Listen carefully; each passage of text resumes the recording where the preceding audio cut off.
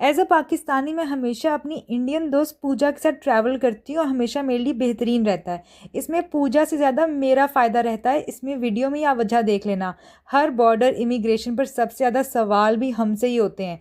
वैसे आपको पता है उसका इंडियन पासपोर्ट मेरे पाकिस्तानी पासपोर्ट से ज़्यादा स्ट्रॉन्ग है।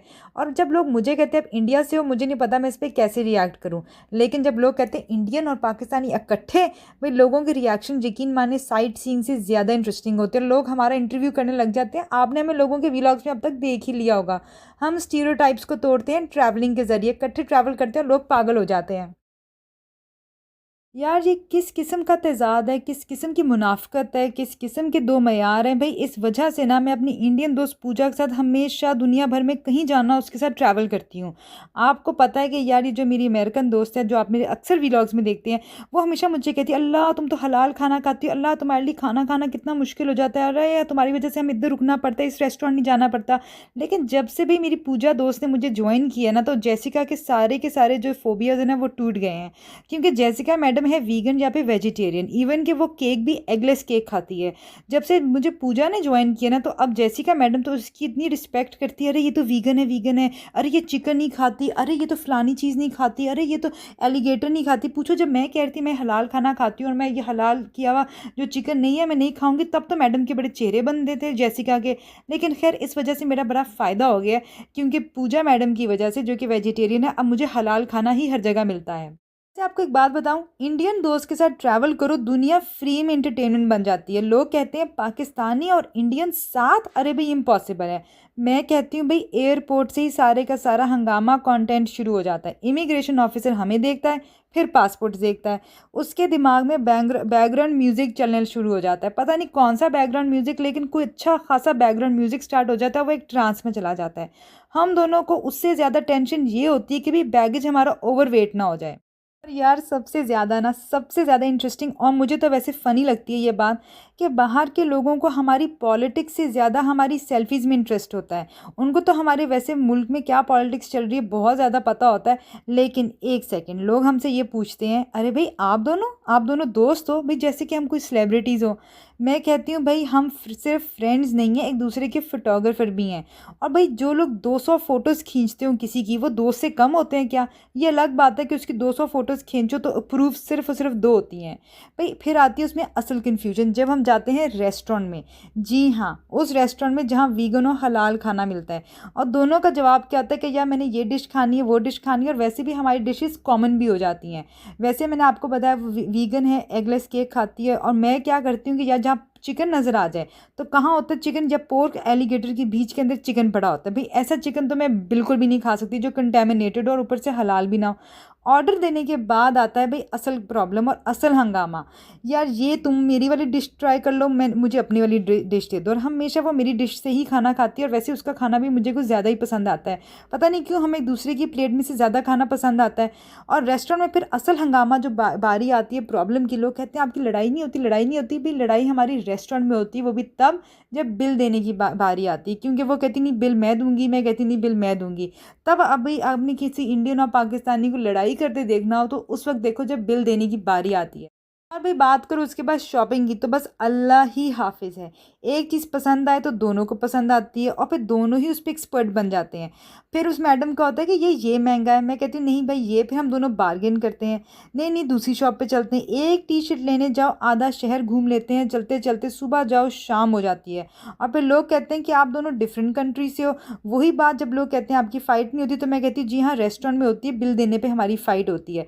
और एक बड़ा कॉन्सेप्ट इंटरेस्टिंग है, लोग कहते हैं अच्छा आप दोनों इकट्ठे हो तो आप लोगों की इस चीज़ पे तो लड़ाई होती होगी ना, कि आपने चाय पीनी है, आपने कॉफ़ी पीनी है।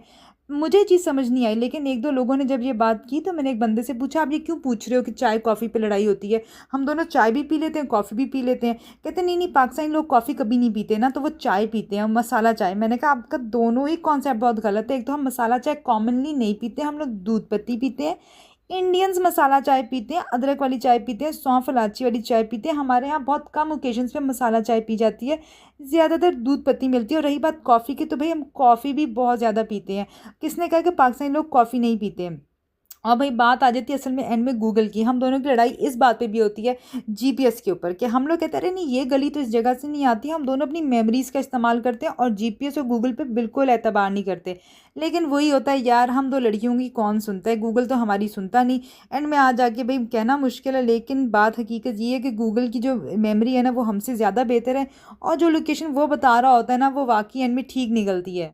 कहते हैं ना कि अगर आपने किसी इंसान को असल में जानना है तो उसके साथ 3 चीज़ें आपको देखनी पड़ेंगी। नंबर 1 उसके साथ खाना खा के देखो, नंबर 2 उसके साथ ट्रैवलिंग करके देखो, तीसरा ये उसको गुस्से में देखो। इन तीनों चीज़ों से इंसान का असल किरदार और उसकी असल पर्सनैलिटी समझ में आती है।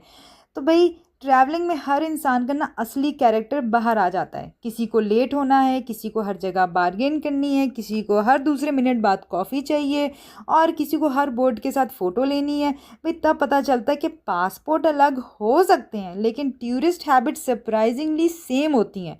और जब फ़्लाइट डिले हो जाए तो फिर तो बस हम सभी एक ही नेशनैलिटी के हो जाते हैं, फ्रस्ट्रेटेड पैसेंजर्स। ये अलग ही नेशनैलिटी है, ना बॉर्डर याद रहता है ना पॉलिटिक्स याद रहती है। बस ये पता है कि भाई कि बेस्ट चार्जिंग सॉकेट ढूंढ लो, भाई वहीं पे सबकी रेस स्टार्ट हो जाती है कि अच्छा चार्जिंग सॉकेट ढूंढ लो, मोबाइल चार्ज हो जाए, फ़्लाइट डिले हो चुकी है, अब आगे क्या करना है। मगर भाई मैं एक चीज़ सोचने पे मजबूर हो गई हूँ, आप लोग बताएं अगर आपको एक लंबे ट्रिप पर जाना हो तो आप किस किस्म के ट्रैवल पार्टनर को चूज़ करेंगे। एक वो जो हर चीज़ परफेक्टली प्लान करता हो, या ऐसा शख्स जो हर दिन एक नया एडवेंचर क्रिएट कर देता हो। भाई मेरे हिसाब से ट्रैवल पार्टनर जो है ना ज़्यादा ज़रूरी होता है more than the destination. Destination का क्या, London, Paris, France, New York, San Francisco, पता नहीं कहाँ कहाँ आप चले जाओ।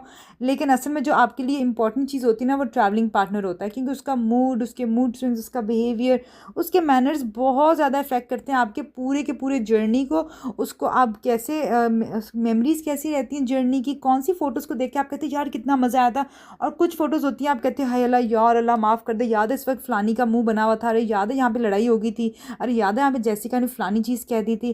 तो भाई मेरे ख्याल से ट्रैवलिंग पार्टनर बहुत ज़रूरी होता है। कुछ लोग तो कहते हैं भाई ट्रैवलिंग पार्टनर का क्या है, भाई हम अपने मूड में रहते हैं, वो अपने मूड में रहे, हम लोग चले जाते हैं। मुझे तो ये हैरत होती है जो लोग ग्रुप्स में ट्रैवल करते हैं और ग्रुप फ्रेंड्स के साथ जाते हैं, वो असल चैलेंज होता है। पिछले महीने मेरी एक दोस्त ने मुझे कांटेक्ट किया था कि वो एक ट्रैवलिंग एजेंसी के साथ 5 लड़कियां अपनी बेस्ट फ्रेंड्स के साथ जा रही हैं और 5 अननोन लोग होंगे जो अराउंड द वर्ल्ड उनको ज्वाइन करेंगे उज़्बेकिस्तान में। ये मुझे ये समझ नहीं आती लोग अननोन लोगों के साथ, स्ट्रेंजर्स के साथ कैसे ट्रैवल कर लेते हैं। भाई अक्सर तो लोगों का मूड बन जाए तो मेरा भी मूड ख़राब हो जाता है। कुछ लोग एनर्जीज बहुत जल्दी एब्जॉर्ब करते हैं। और वैसे एक बात यार जो लोग एक्सपेक्ट नहीं करते, इंटरनेट पर सबसे पहले लोग ना डिसाइड कर लेते हैं कि कौन सा दोस्त हमें साथ लेकर जाना है कौन सा नहीं। लेकिन रियल लाइफ में ना अक्सर लोग रियली मुस्कुराते हैं। आप लोग लोगों को सड़ा सड़ा देखते हैं, यार ये इंटरनेट पे दोस्त चुन लिया, फलाना चुन लिया, लेकिन जब रियल लाइफ में बात करते हो ना अच्छी अच्छी मेमोरीज आप लेके वापस जाते हो तो आपको पता चलता है यार कभी कभार हमारी जजमेंट्स भी गलत हो जाती हैं।